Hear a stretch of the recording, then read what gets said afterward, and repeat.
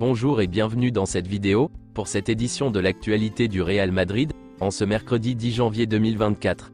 Si t'es nouveau sur la chaîne, n'hésite pas à t'abonner et d'activer la cloche de notification pour recevoir une notification dès que je publierai une nouvelle vidéo, et mets aussi un j'aime et un commentaire pour le référencement, et ainsi me soutenir. Merci, et commençons.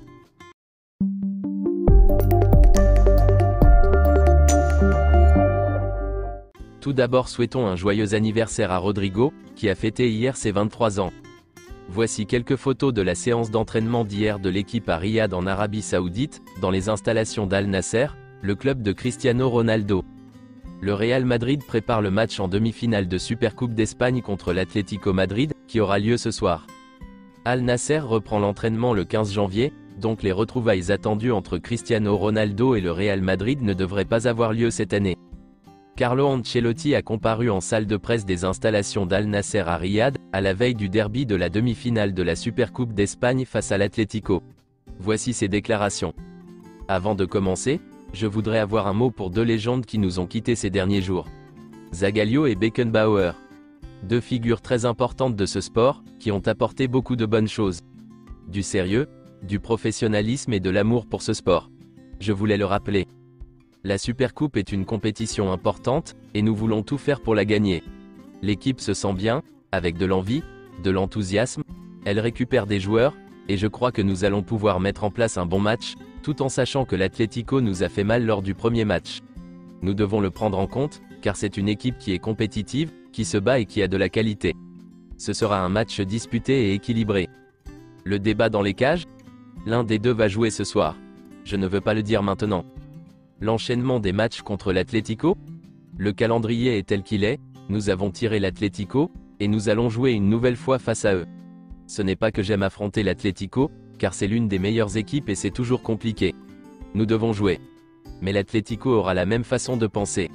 Nous sommes deux équipes très fortes. Je crois que le public du Real Madrid et de l'Atlético va profiter de ces matchs. L'évolution de Valverde ? C'est un joueur complet, un milieu complet, qui peut jouer au football de bien des manières différentes. Il peut jouer ailier, comme lorsque nous avons gagné la Liga et la Ligue des Champions. Il peut jouer pivot, comme il le fait actuellement. Il est très complet et très important pour nous. Dans un match-match, il peut jouer de différentes manières et il est difficile de trouver sur le marché un milieu avec ce profil. Nous avons la chance de le compter avec nous. Je pense qu'il peut encore progresser, il lui faut plus de caractère et de personnalité. C'est une personne très humble. Il sait qu'il est fort. Je préfère toujours un joueur humble à un joueur arrogant, mais parfois avoir un peu plus d'arrogance te permet d'avoir un caractère plus prononcé. L'identification du banc avec le club ? Je peux parler pour moi. Je me sens très bien dans cette ambiance, qui est l'ambiance blanche. Depuis l'extérieur, je crois que Simeone se sent bien dans l'ambiance de l'Atlético. Je crois que c'est le profil idéal, car si ce n'est pas le cas, on ne reste pas aussi longtemps dans un club. Les duels face à Simeone et ma relation avec lui ? Nous nous respectons. Nous avons parlé de nombreuses fois, nous nous connaissons, car nous nous sommes affrontés à maintes reprises. Il a marqué un but avec la Lazio lorsque j'entraînais la Juve et ils ont gagné un titre. Nous sommes voisins, et parfois nous nous voyons, toujours avec beaucoup de respect. Le rôle de la VAR ? On peut l'améliorer. Cela doit être un support pour l'arbitre afin qu'il prenne des décisions. Mais les décisions doivent toujours être prises par l'arbitre. La communication avec l'arbitre peut être améliorée, mais cela ne change absolument rien pour nous. Le binôme Kroos-Valverde au milieu de terrain ? Il peut être défait avec les retours de Tchouaméni et Camavinga, j'ai plus d'options au milieu de terrain que lors des matchs précédents. La situation du Barça ?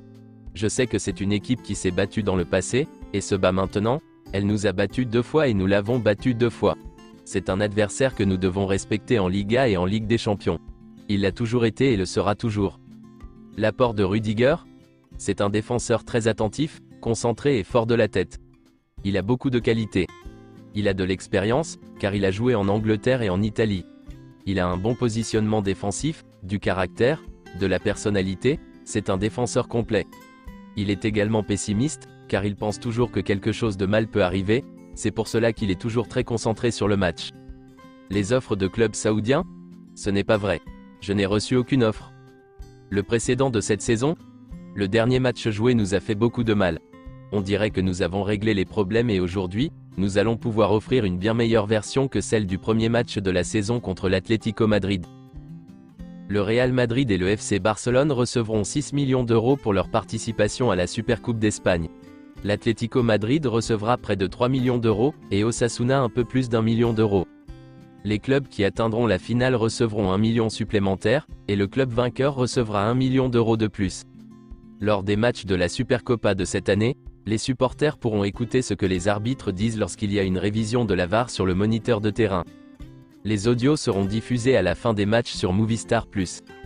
Le lundi 8 janvier, la légende du Real Madrid Marcelo était au club pour une petite visite, et a rencontré ses anciens coéquipiers.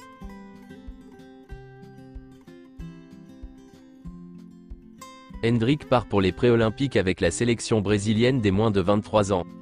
Selon Mario Cortegana, certains rapports suggèrent que le Real Madrid a cherché à signer Arda Güler après l'intérêt du Barça, mais l'équipe de recruteurs du Real Madrid a étiqueté le rapport d'Arda Güler comme FICHAR, c'est-à-dire signe, en mars. Des sources proches d'Arda Güler disent qu'il n'était pas convaincu par le projet du Barça, en raison de son instabilité institutionnelle et économique, en particulier de ses problèmes d'enregistrement des joueurs. La signature d'Arda Güler a été accélérée par une conversation entre José Ángel Sánchez et l'un des représentants d'Arda Güler en mai. À l'époque, Arda Güler intéressait l'Atlético Madrid, Manchester City, car Pep Guardiola était très intéressé par le joueur, aussi le PSG, et en arrière-plan l'Ajax. Arda Güler voulait rejoindre le Real Madrid, mais seulement s'il jouait immédiatement avec la première équipe. Après avoir consulté Carlo Ancelotti, le club a décidé d'accepter sa condition. Carlo Ancelotti s'est entretenu avec Arda Güler pour le convaincre, et lui expliquer ce qu'on attendait de lui. Confronté aux longues blessures de David Alaba et Eder Militao, le Real Madrid cherche à se renforcer cet hiver en charnière centrale. Et d'après les informations du Daily Mail, les décideurs madrilènes s'intéresseraient de près à Jarrad Branthwaite. Le défenseur anglais de 21 ans, qui évolue du côté d'Everton, réalise un gros début de saison. Il aurait notamment tapé dans l'œil de Carlo Ancelotti, qui admire le joueur qui a lancé dans le grand bain du monde professionnel, lorsqu'il était le coach d'Everton. Les Méringués seraient prêts à lâcher 25 millions d'euros, pour s'attacher les services du prometteur défenseur anglais, également dans le viseur de Manchester United, le Bayern Munich ou encore Tottenham. Selon plusieurs sources, le Real Madrid a demandé à Alphonso Davies de ne pas renouveler son contrat avec le Bayern. Ils sont en contact régulier avec son agent. Alphonso Davies se sent bien au Bayern, mais le Real Madrid fait pression, et un transfert est possible. Alphonso Davies est la priorité du Real Madrid, et ils sont sur la bonne voie pour l'obtenir. Les négociations avec le Bayern devraient commencer très bientôt. Juni Calafat a fait comprendre à Alphonso Davies qu'il ne devait pas renouveler son contrat avec le Bayern. Les négociations contractuelles entre Alphonso Davies et le Bayern s'avèrent compliquées. C'est tout pour cette édition de l'actualité du Real Madrid, et merci d'avoir suivi la vidéo. Abonne-toi et mets un j'aime si t'as aimé la vidéo, et mets aussi un commentaire en donnant ton avis, et à la prochaine pour plus d'infos sur le Real Madrid.